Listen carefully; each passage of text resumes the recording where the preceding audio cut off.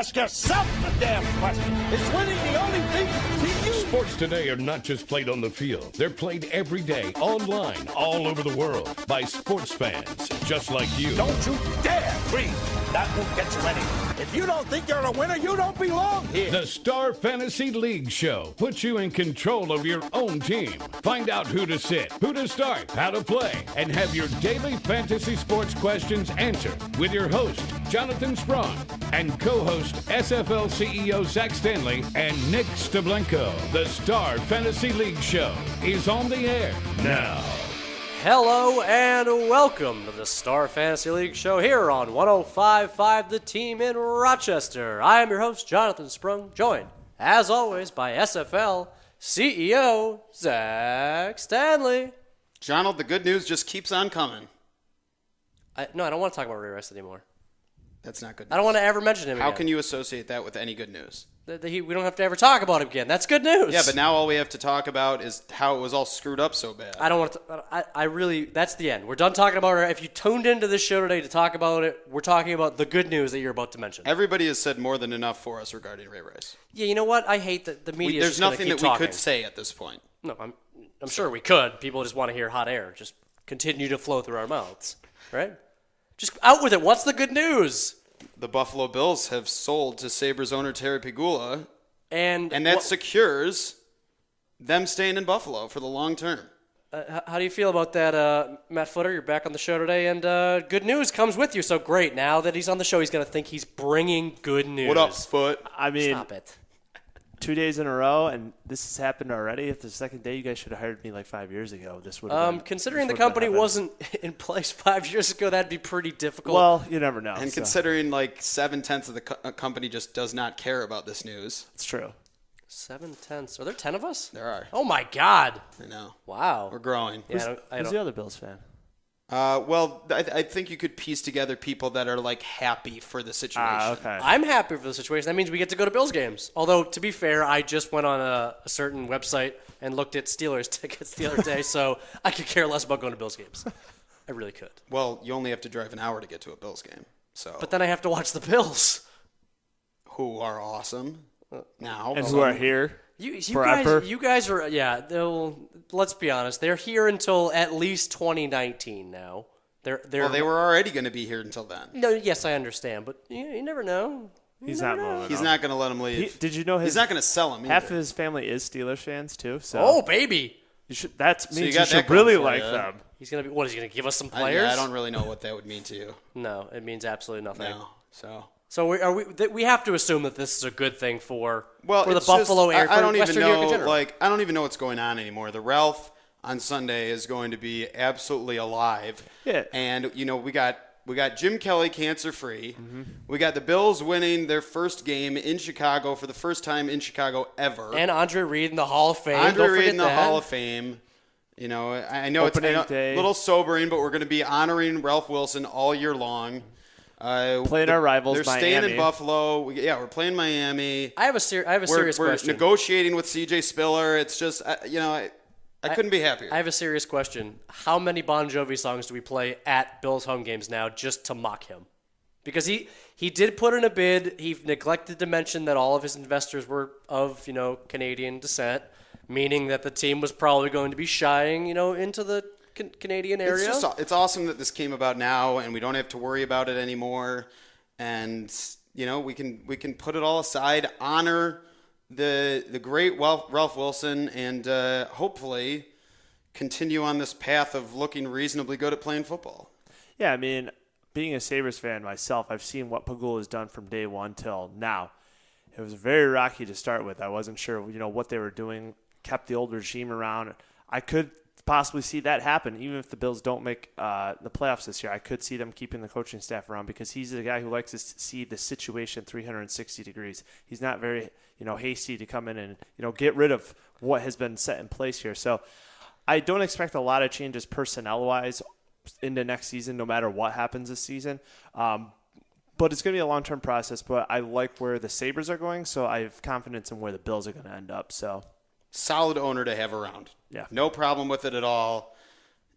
I mean, honestly, it could have been anybody as long as they kept them in Buffalo, but I'm glad it's him. I am too. And hold on. It could have been anybody. So you would have been okay if Donald Trump purchased the Buffalo Bills? Yes, as long as they stayed in Buffalo, I would have been Yeah, fine with it. I would have been fine with it. Oh, my honestly, as well. God. You want to deal with him being anywhere near a franchise? Yeah, he'd probably get us on tons of Monday night games. It's true. And then he'd probably also get you investigated for really shady dealings every single season. Hey, at least we'd be in the news for something. We're not even the top story on ESPN Whoa, right now. whoa. At least you'd get in the news for something. I have a certain ex-NFL player that would agree to disagree with that statement. That's true. Yeah, he doesn't want to be in the news ever again. Ray Rice and his freaking bashing had to take away from all the great Buffalo stuff that's going on. Come on, Ray Rice. You know what? I said we're not going to mention him anymore, and you keep bringing him up. Who, Ray Rice? You talking about Ray Rice? I'm so tired of you guys. Can we move on from people who are never going to play in the NFL again to players that potentially shouldn't be playing? And I'm talking about a certain quarterback in New York, New Jersey, who should not be playing football anymore.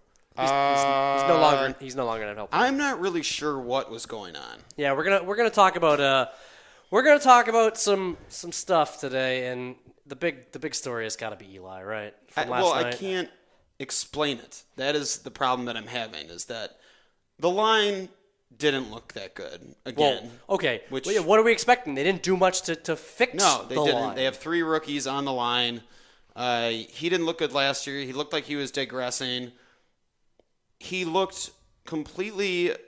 There was no communication between him and his receivers. Yeah, well, okay. There were a couple plays where throws to people's backs. I saw 2 plays specifically where 2 receivers ran down and blocked. They were blocking when they were supposed to be catching a pass. Eli threw it, like you said, to their back. And they're instituting this new offense. They talked about before the game that he had switched going off his back left foot on the snap to his right foot being behind him, and that was causing him all of these things that they're trying to do to this offense to make it decent again. But it looked worse than it ever has. It looked terrible. Yeah, I mean, if you listened yesterday, and you should be listening every day, we said he was going to be terrible, and he made guys like Victor Cruz pretty much fantasy irrelevant at this point. Yeah, what was it, 2 catches for 26 yards? Yeah. The only remote bright spot that I saw was Rashad Jennings, which we said finally getting some looks out of the backfield in the passing game in the second half and doing a lot with it, which is what he needs. He needs to be in space. He's not the only guy. A guy that nobody expected to come out of this game and be talked about was Larry Donnell, who not only did he lead the team in yards. Donald? No, it's Donnell. They said, oh, don't worry. They said it about 8,000 times because he kept being targeted.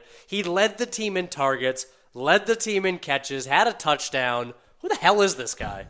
I don't know. I mean, he didn't look remarkably athletic out there, but we know that he's an undrafted, unrestricted. We know that who was it? Kevin Boss. Yeah. And then who was next after that? Brandon Myers. Bear Pasco. Martellus Bennett. Yeah. All had reasonably successful seasons with Eli Manning at tight end. So I wasn't that surprised. This isn't like the big hot pickup for me right now. Well, whoa. Don't bury the lead there, Zach. We're talking about waiver wire at the end of the show. Yeah. But, how dare you? But he was the guy I'm like, who is this guy? Why haven't I heard about him? And why is he the only one that is getting the ball? Because everybody that had Ruben Randall in or Victor Cruz in got punished. We have to keep saying this. Anytime there's a depleted line or a line that just can't hold, the check down guys like Jennings and Donnell, like you saw last night, are going to get the bulk of the catches. And they did. They had 13 combined catches. Mm-hmm. It wasn't even just that, though. It was the defense was abysmal. Nobody could get to Matthew Stafford, who looked really good. Yeah. Is that more of a product of how good this Detroit offense? Because they are, like we said, with Golden Tate coming in there, Joyk has another year. This is going to be one of the best offenses in the NFL, I think. I do too. Honestly, I think that it's all about Golden Tate. That is the big difference. He looked really good. They had the running game. They had one elite receiver, which a lot of teams have, even though it's Megatron, who is the best elite receiver. Mm-hmm. A lot of teams have that one guy. You can look at the situation in Cincinnati right now.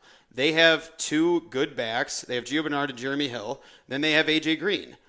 Now you take a situation that is similar to that, and you throw in a guy that is as versatile in the passing game and with like end arounds and trick plays as Golden Tate is. And I think you've got, and not to mention the I don't know. I don't know what it is, but Matthew Stafford looks like he's lost 20 pounds. Yeah, I mean, there was one play where Calvin Johnson, not to harp back on him, where he didn't make the catch. It was in the end zone after he had 2 touchdowns already. He literally turned his body around like 360 Oh, I saw degrees. that. Yeah, that was insane. And it was just off his fingertips. Like, he didn't complete the catch, but Stafford looks like he's really been working hard. He was on point. He stopped it with the stupid passes. He had a couple of weird sidearm things. Right, he was but on point last night. He wasn't making some of those mistakes we're accustomed to seeing him make.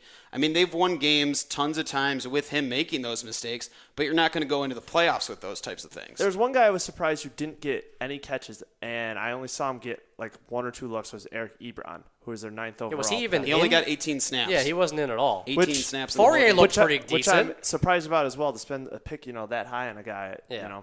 All right, we got to quickly move on to the second game from last night, which I'm sure half of America didn't see because, honestly, I almost fell asleep during this game. San Diego, Arizona, really boring for about a half of it. And what the heck is going on with that 2-minute drill at the end of the half? Did you see that? I did. It was horrific. They just wasted 20 seconds there. A drive late in the game that could have basically iced it with a field goal. They took a huge sack he should never take. Phillip Rivers just looked off. He had it together seemingly in the first half for most of it. He fell apart. And he fell apart at the end of the game when it mattered most. Yeah.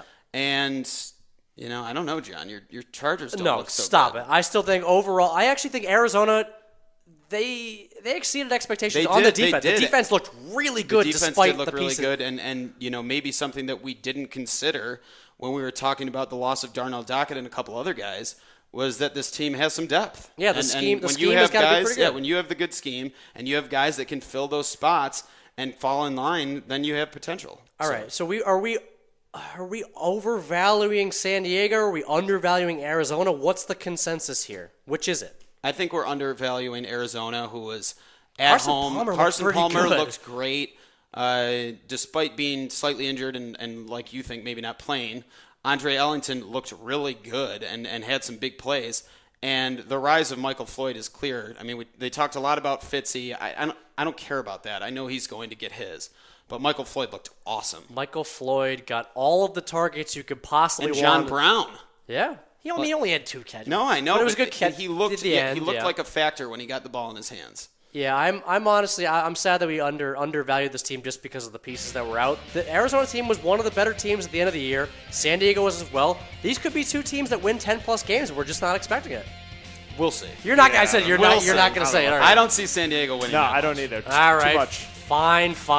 Coming after the break, it's time for my favorite segment in the world, Jonathan's Mailbag. Mailbag? And you're listening to the Star Fantasy League show on 105.5 The Team.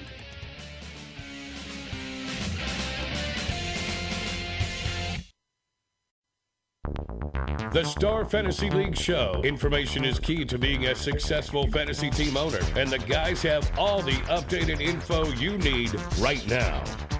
Okay, fantasy sports fans. There's a letter in your mailbox. Time to dig into Donald's mailbag for your questions and comments. Read the mail, read the mail, read the mail. Jump in the game. Send your questions and comments to the Star Fantasy League's team by tweeting at SFL Show. Mailbag. It's back. I am so excited to be officially the host of Jonathan's Mailbag. You know what I feel like I'm doing again? I feel like I'm just waiting for Thursday. That's what I feel like. Already, I mean, this is fun because I get to come on and talk about everything that's going on, but it drags. once I get 2 games, I get a full weekend of games. I get 2 games on Monday night, and then and not to mention Thursday is just going to be like a buffer for me getting to Sunday, which I cannot wait for. Think about the old days when we didn't have Thursday games, and it would be I think it was literally better. Sunday I to hate Sunday. this Thursday game. No, I love it. hate Give me a game every single day if they could. That would be amazing. Wait, what's the game on now? Isn't it on CBS now? Like, It's simulcast from NFL Network and CBS. Yeah. It's for the people who I don't can't get afford either it. of those. So where am I watching this game? I gotta watch it. It's a Steeler game, obviously. I'm gonna have You to don't go get somewhere. CBS? I don't have cable. It's basic TV. Cable's again. local. Hit on, and you 8 can is watch local. it. Channel 8's local. I know, but I don't have cable. So I don't have like the rabbit ear antennas. You have to actually have some kind of signal to I get think that. you can figure. Yeah, I think you go buy those antennas. You can figure it out. I know. I don't want to do that. They're like $10. Stop it. You will stop we don't all get- of this. I'll go to a bar. Or I'll just legally put it on my computer somehow. Wait, so basically, are you just mad that there's a Thursday game because you can't watch it? No, I watched the Steelers on Sunday, even though I don't have cable. It's not that hard. Where'd you go? My computer? Oh. It's not that You were difficult. streaming? Or were you using... We're not going to talk about what I was doing. We're not going to get me in trouble Were on you this. pirating DirecTV? What's pirate? I don't understand these words you're saying, Zach. We're gonna be taken off the air. You realize that for discussing the word pirating, right? No. No? We can talk about pirating as much as we want as long as you don't admit to it. Admit to what? Pirating. I don't know. It's time for mailbag. I'm taking control of this segment because you guys are just I'm sweating here. You guys are accusing me of things. And you would never. No, I've never. I've never been a pirate. Okay. I would be eaten alive if I was a pirate. It's true. Not gonna. Thank you so much for true. that, jerk. All right, let's get to the mailbag for today. Lamar K writes, which Week 1 injury will affect its team's defense in the biggest way? Robert Mathis for the Colts, Derek Johnson for the Chiefs, or LaDavion Clowney for the Houston Texans? Just call him LaDavian. Oh my God, I saw did. that. Jadavion. Why did I say LaDavion? Danian Clowney. LaDainian Tomlinson Clowney? Somebody I was hanging out with recently called him Davian. Just That's weird. No ja. Yeah. Yeah. It's Robert Mathis to me. Well, let's be honest. He was already going to be missing 4 games, so isn't it just like he was never there? Yes, it's like he was never there, except for the fact that it was obvious that he wasn't there in that first game when Peyton Manning lit them up for the majority of the game. And he is, not only is he a big factor during the game, but he is a leader of this defense, a defense that has a lot of question marks and is very reliant upon its offense to produce enough points to make up for their poor play. And I just think that's a huge one for them. Are you worried about his career at this point? He's 34 years old, coming off 19 and a half sacks last season. Again, he was suspended, so maybe that had something to do with it. But at 34, you tear an ACL, that has to be worrisome for your career, right? I feel like there's like a longevity bug that goes around in Indianapolis. And even if you leave there, as long as you spend a chunk of your career there, you can play forever. Dwight Freeney's still playing. Peyton Manning's still playing. Dwight Freeney's still playing and playing well, except for that weird missed sack he had when that was terrible. He actually had Carson Palmer with one arm and went, nah, you're good. I'm just kidding. Reggie Wayne's still playing. So I would not be surprised at all if Mathis came back fine next year. I'm going to go actually play devil's advocate and go with Derek Johnson. The reason why I think that This team sucks. Yeah, okay. I was gonna say true. I'd love to hear devil's advocate, but I agree there. I think Kansas City either way is completely screwed this season.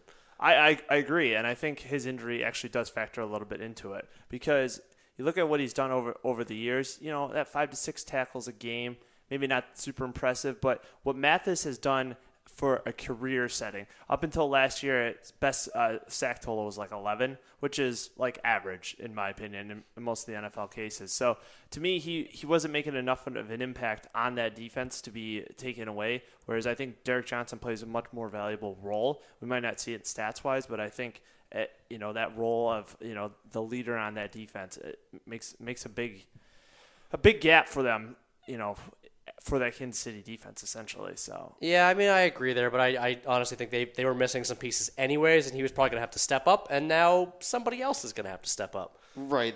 To me, this seems kind of like another nail in the coffin for them. Yeah, exactly. This there team's are in trouble. the majority of people talking about this thought that there was going to be a fall off from what they were able to accomplish last year, and we went into this first game.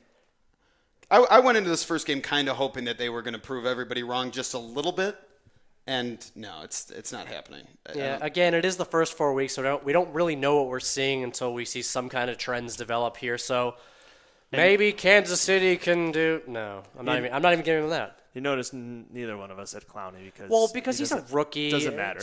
He's going to be. He won't even be the best player on his team in 5 years from now. Watt will still be the best guy there. That's. I don't know. I don't know. He looks yeah. pretty unbelievable, and I was actually going to argue him for a second, just because the way that he came into the league, it was like, oh my goodness, this Houston defense could be absolutely dominant. I agree. They still can. They still can. They still can. 4 or 6 weeks. But I just think he's an absolute force that's going to be missed. But then you've got 2 guys that are going down for the season, so that's a little bit different. Can we quickly talk about this this lingering issue with the Houston Texans' Reliant Stadium's home turf? Because Jadeveon Clowney blamed his injury on the turf, and people in the past have said it comes in squares. It's not like a real turf that you can like put in and put out. So there's holes in between each piece of grass that he apparently claims he stepped in one of these holes, and that's a problem. You shouldn't be a $1 billion franchise shouldn't be worrying about this crappy grass that could potentially get your $100 million player injured. I'm sure that they're going to upgrade if they have to and figure out what is going on. It's the mecca of football. It's Texas. I know. They need to figure out what is going on. However, the litany of injuries that have been associated over time with the switch to turf is nothing's going to change in regards to that. There's always going to be injuries caused by turf. It's just going to happen, and there's always going to be turf because more and more teams, more and more cold weather teams that want Super Bowls on and on and on are going to get domes. Ugh, I'm very upset about all this. I want grass. Just natural grass, please. Pittsburgh plays on natural grass. Why can't everybody else? How many natural grass fields are there even left? 14. Really? No, I don't know. I was going to say, that sounds like a lot. I know. I think maybe 3 or 4 off the top of my head. At least they're not playing on cement anymore, and that's what essentially turf used to be back in the day. It was a piece of carpet with cement underneath. Oh, that sounds exciting. We should go back to that. Isn't that what it's still like in arena football? I was actually just gonna compare it. I think that is really what it is. It's just the hockey ice that they play on later in the night. Oh, it's like plywood, center, or cement, and then grass. I love how all we're doing today on the Star Fantasy League Show in John Allen's Mailbag is talking about injuries. Please send us a tweet at SFL Show. What's your favorite injury? No. Just say with some positive questions for tomorrow's show, because our second question coming from Jimmy M is another injury question. Do you agree with Ron Rivera's decision to keep Cam Newton out of the Panthers' season home opener against Tampa? Do you consider players their own worst enemies when it comes to injuries? That's an interesting question because, let's be honest, if Cam Newton had the say in this, he would have played. Yeah, I mean, I think it was obviously at this point the right decision that they held him out because they won this game. So Derek Anderson. I know, but that's the way it is, and he was supposedly having some pain while he was walking. So if you can hold him out a week, you're against a matchup that on a team that is arguably still on the decline and not fostering their young players yet, not boosting their talent. Yeah, they're raw. It's a raw team. Yeah, it's a rough team to watch right now. And obviously McCown looked awful. But to have Cam Newton out for that week, get him healthy, take care of it on a matchup that you think you can take down, I think it was the right move, and I think it'll be good to have him back next week in healthier shape and not to have risked him in week 1. Yeah, Riverboat Ron took a gamble, and it essentially paid off for him. No, Riverboat Ron, no. If it was real Riverboat Ron, he would have played him and been like, that's my quarterback, gotta play him. He makes some weird decisions, except for last year, he does. Got it together. This just proves that the preseason doesn't mean anything. I thought Tampa's defense looked really good in the preseason, honestly, and I looked like they were a team that, might sniff the playoffs, and they didn't look that effective against Derek Anderson, who at one point went 2 for 17 in a game in Buffalo when it was with Cleveland. Oh, but he still won the game somehow. All of a sudden, we're looking at this team, and it almost looks like we might be all wrong on the fact that they are going to be able to move forward and have a decent offense, at least. I mean, Kelvin Benjamin is emerging. Greg Olsen was a guy that should have gotten more looks from the get-go and should have been relied upon more. So this with Cam Newton coming back, this offense doesn't look as bad as I think people thought it was going to. Can I go off on a quick tangent? Sure. A lot of sites that list Don't we do that all the time? Yeah, that's true. But I had to ask this one because we're talking about the waiver wire later in the show. But websites that list their number one pickups for waiver wires that include players that are owned on 99.9% of teams that are competent, 99% of the leagues that are competent, like Kelvin Benjamin. If he's not owned in all of the leagues that you're playing with people that don't know what they're doing. He's a guy that was drafted in 10th to 12th round in all fantasy drafts, meaning he should be on all rosters. Why are you calling him the number one pickup? Stop doing that. I mean, what was I on? I was on ESPN or Yahoo or something, and they had him up there. That's what. No, it was Sports Illustrated. I saw an article. This is our top pickup, and stop I'm like, how is that possible? How can you possibly write an article about this, arguing that this is your knowledge? This is what you have to give to the fantasy community is an article that you should pick up Kelvin Benjamin. That's my whole thing. It's if you're the person reading this article, you already know that, and he's not available in your league. If you're this isn't a beginner's like thing. We see the waiver wire. It's for people that are knowledgeable. It's for people that listen to this show.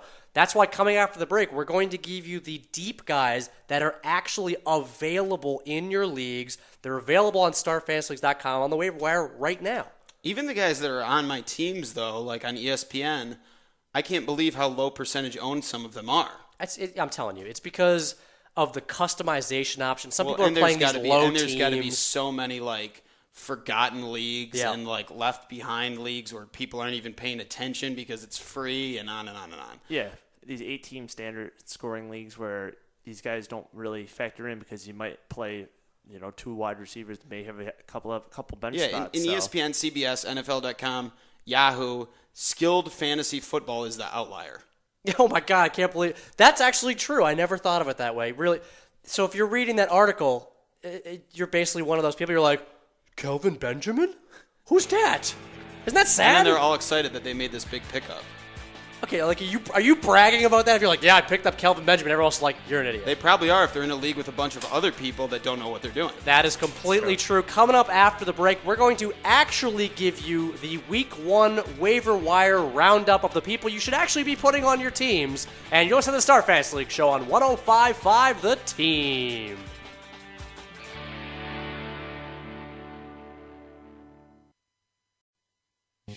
Play fantasy sports for cash prizes. Join the top daily and weekly fantasy leagues in the country at starfantasyleagues.com. Now, back to the Star Fantasy League show with Jonathan, Zach, and Nick. Only on The Team.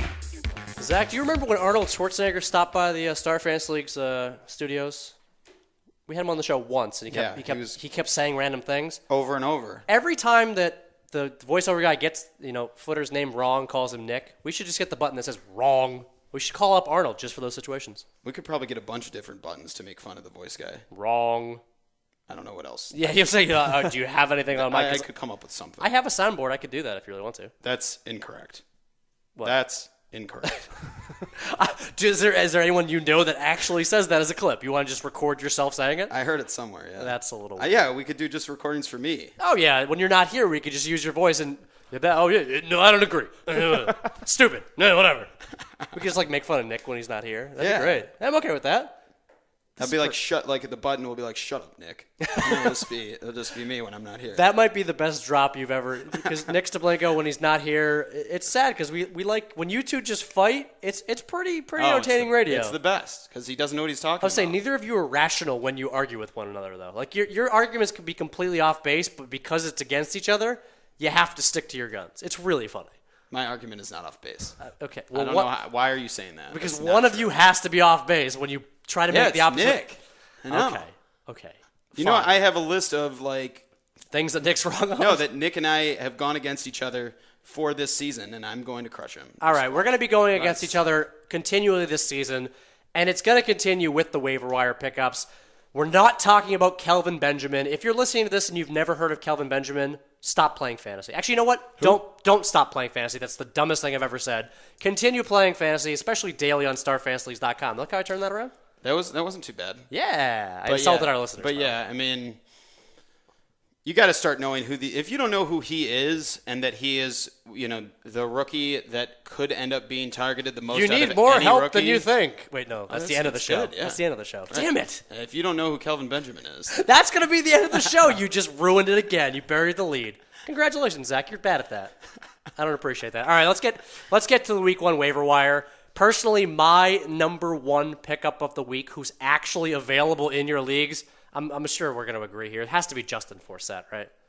I am. Are you worried? I am worried, and the reason that I'm worried is because there was times where he got his opportunities in Seattle, and he had a quick out of the gate burst, and then it just fizzled out.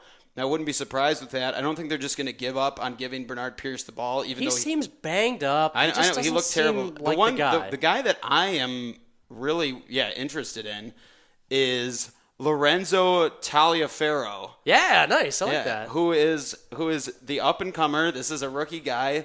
They need to start looking towards the future. Justin Forsett isn't the future. If they lose a few more games, if they wind up starting out 2-6 or something like that, they're going to look to this guy, I think. And for that reason, he's a great pickup. And if you're in dynasty leagues, he's a must pickup. Yeah, what is it with, we're talking about it. Pierce is banged up. Ray Rice, can't mention his name. He's gone. What's with these rookies from like really random schools getting in here? He's from Coastal Carolina.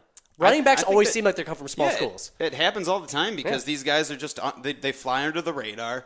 The college game and the NFL game, you don't really know who's going to be the guy that's able to pick everything up. Who's going to be the guy that can block in the NFL that, could block in college or couldn't block or can't block in the NFL when he could block in college.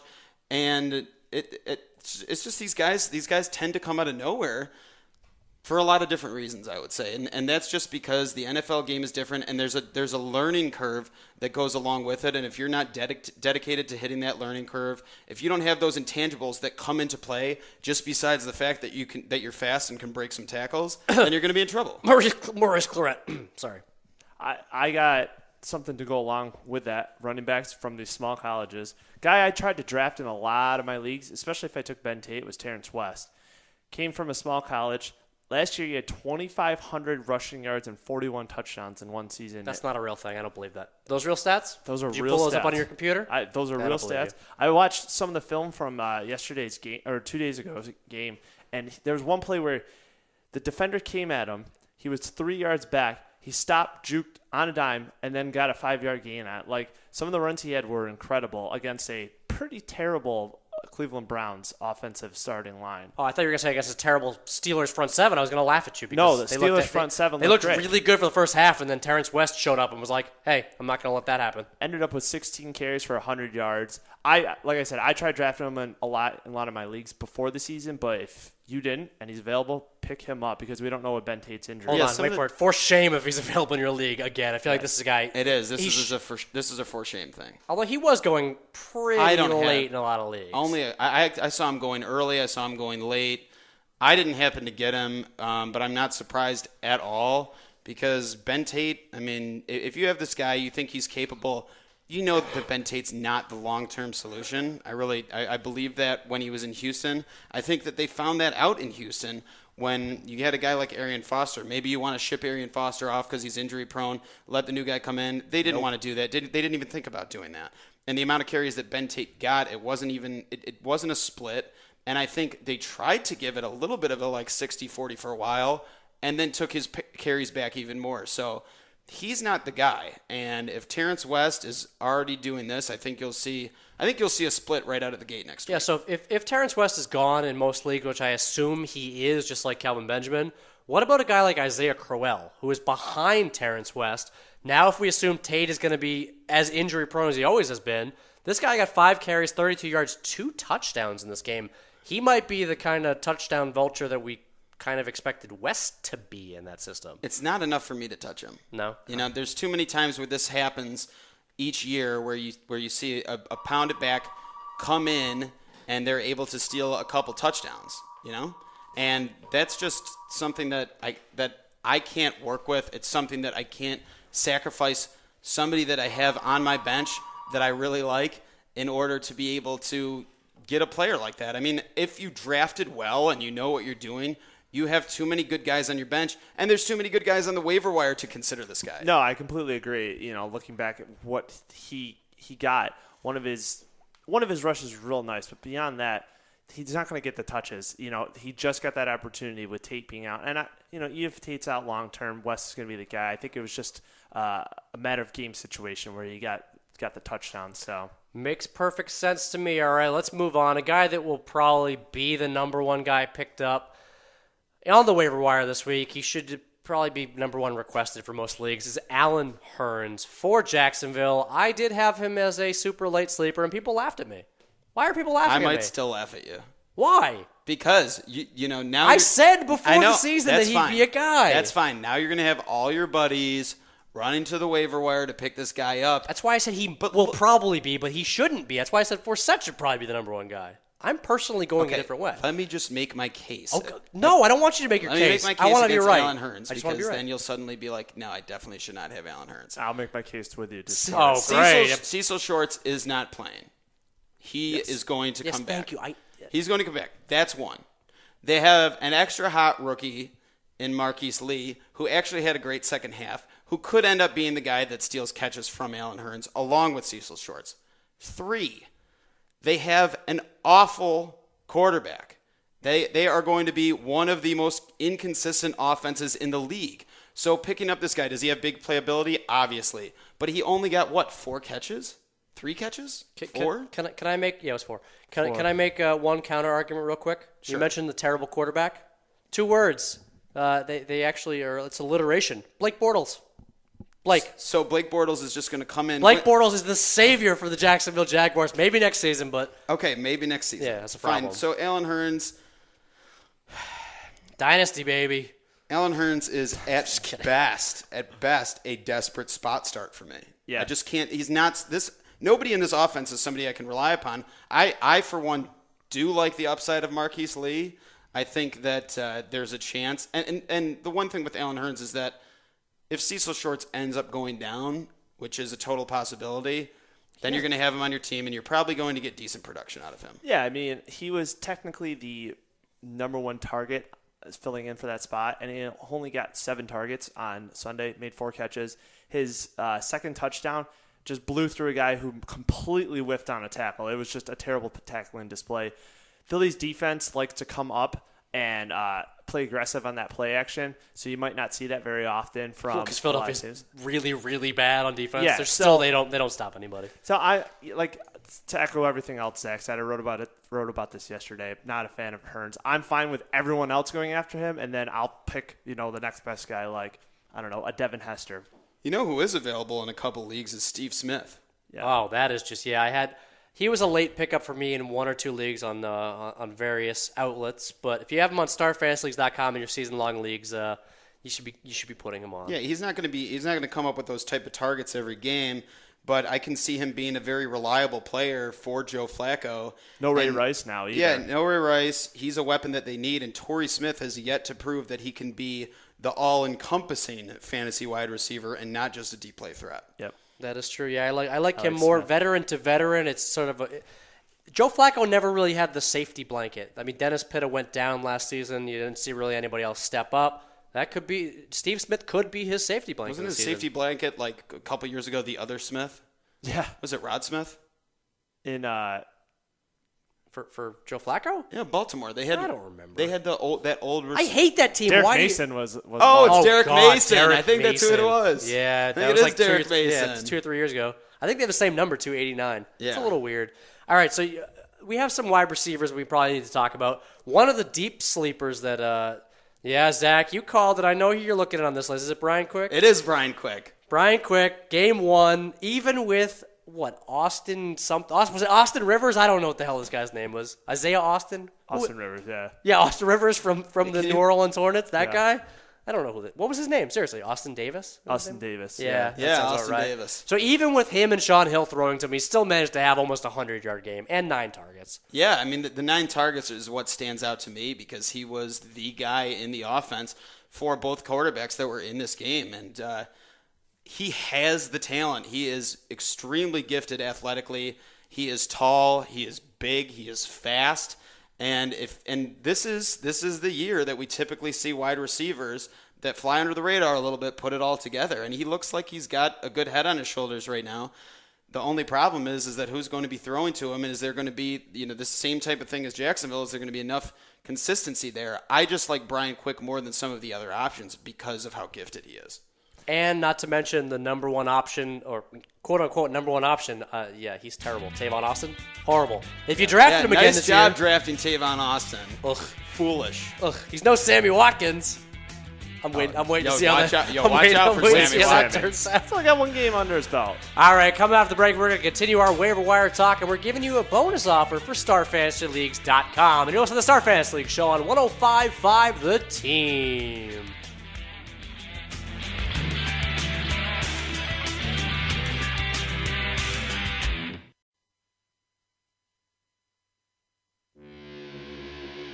You're listening to the Star Fantasy League show. Contact the StarFantasyLeagues.com guys via Twitter at SFL Show. We are back on the Star Fantasy League show, and we are not yet done talking about waiver wire pickups for Week 1. You still got a little bit of time to get your waiver wire claims in on starfantasyleagues.com. But before you do that, if you saw the season-long contest and you were drawn to starfantasyleagues.com, it's time to start playing daily fantasy football as well. And we have a great bonus offer for you if you didn't already get one. It's free 14, FREE14. Get a 100% deposit bonus, $2,000, and an $11 credit free in your account. You can use that right now. That's big money. I know. And I apologize. And we are issuing out guarantees with a lot of big money this week. Yeah, I do believe I saw in the lobby, correct me if I'm wrong, $12,000 in guaranteed prize pools? It's over 12,000. Oh, sorry. Whoa, it's over 12,000. Don't shortchange Throw in the $500 free roll that is open to all of our members. Everybody. If you're not ready to make the plunge and play for real money with that free 14 bonus code, just join the free roll. While you play your season-long leagues, you can check them on the same page. Click the My Lineups page. You see season-long and daily on the same page. First time ever. Maybe you'll win some money so you can start playing in those cash games if you don't want to deposit. That is very true. But if you're only playing season-long and you're not in daily yet, we have to talk about one more wide receiver. You patted yourself on the back, Zach, with Brian Quick, who had a big week. What about a guy that is going to be the only option in Cleveland? Andrew Hawkins had a major game. 8 receptions, 87 yards, 10 targets, double-digit targets. I've got a quick little story for you. Oh, great. How long do we have for story time? I don't know. We only have a few minutes, I guess. Okay, go ahead. But we had a fantasy draft here at the office. What was it, a week ago? Yep. A week ago from this past Sunday. Seth was there. Yep. Seth drafted. Okay. And Seth... Poorly, by the way. Seth got a team that he could select 2 keepers from last year. Yep. Somebody that was out of the league now. And he decided to keep Miles Austin for $14. Yeah, I heard about this. Which is one of the craziest things I've ever witnessed. And I was like, I literally had to grab my mouth and keep it shut to not just rip on him so that he decided not to take Miles Austin. So he did. And it sucks because Miles Austin is awful. Yeah.